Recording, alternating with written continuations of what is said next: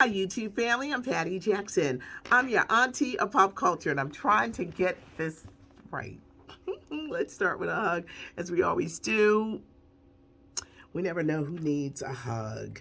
It's not cute not knowing, and now it's time to know. And now from Will Smith, we're really knowing. He has a new book coming out entitled Will. It's coming out in November.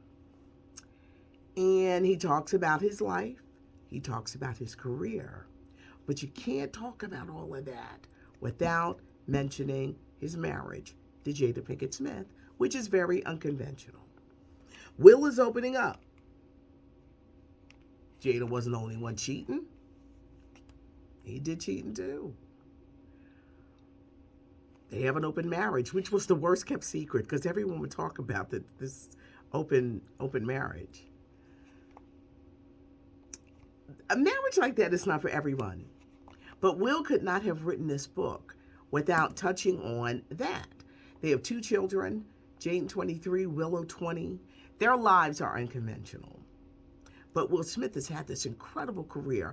Matter of fact, he has a show that's coming on Disney Plus called Welcome to Earth, where he just travels all over the world and Earth, and it looks good. It's a 6-part series. He's playing King Richard, the dad of Venus and Serena. And for those of you who are saying, I don't get it, see the trailer and you'll understand why Will Smith was cast as their dad.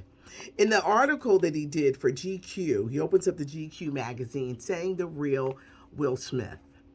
I guess he figured if he puts this book out, he's got to put everything on the line. Well, I'm sure they're not going to say everything, but you know what I mean. You can't act like that's the elephant in the room. Like Diana Ross had an autobiography, and not once did she mention that Rhonda Ross, her oldest daughter, was Berry Gordy's daughter. Now that was like, she don't look like Tracy Ellis Ross and the rest of them. I don't understand why she didn't put in the book that this was Berry Gordy's daughter. Because it was like, just put it out there. The girl's got to know who her father is. She looks exactly like him.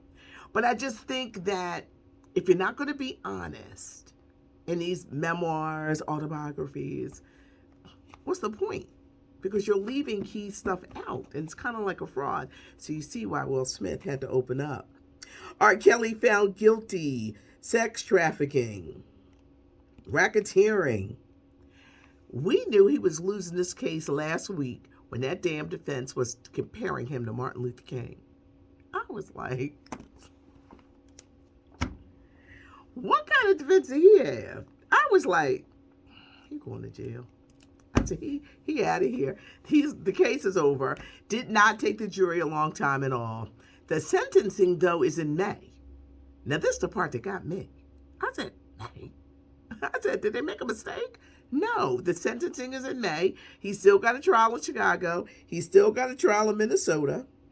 He'll probably be in jail for the rest of his life. The big question now, will these streaming services continue to play the music of R. Kelly? Here in Philly, we don't play R. Kelly. I know he was the whole 90s. We're not playing it. But the streaming services are playing his music. Yes, they are. The streaming services are playing his music.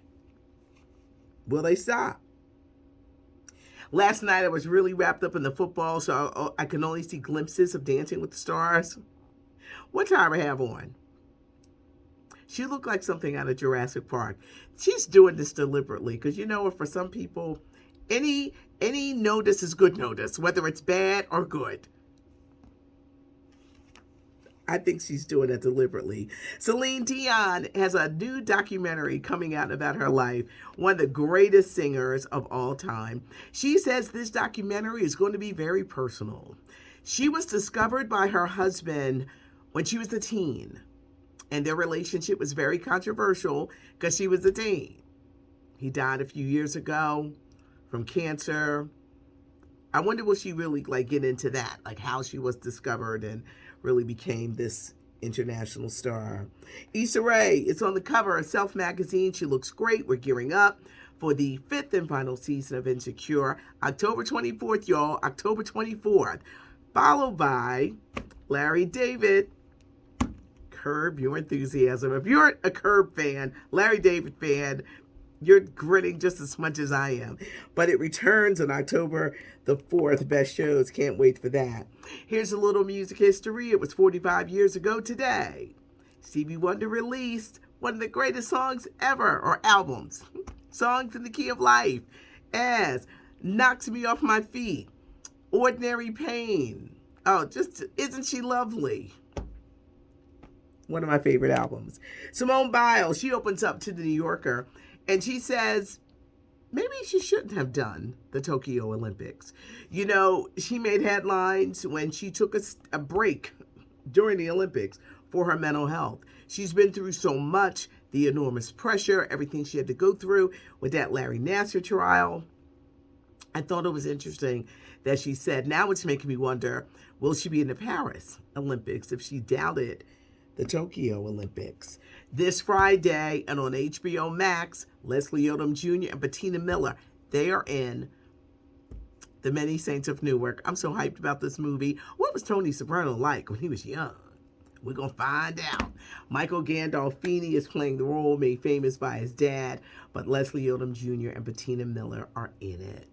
I have so many things that I'm going to be sharing on the channel here in Philadelphia.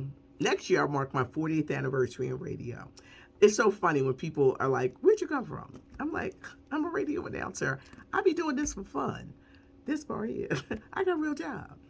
I'm celebrating 40 years of radio, and where I grew up in an area of Philadelphia, South Philly, they're naming a street after me. And I'm going to be sharing everything. You're going to see the visuals, just everything, or my other side, or as I like to say, my real life, y'all. Because I got a job as a radio announcer. Thanks so much for joining me. Make sure you hit the notification button. Give us a thumbs up if you like the video. We appreciate it. And yes, I'll be reading the comments. May take me a couple of days, but I read it, and you know I saw it when I give you a heart. Thanks so much for joining me. It's not cute not knowing. I'm Patty Jackson. I'm your auntie of pop culture.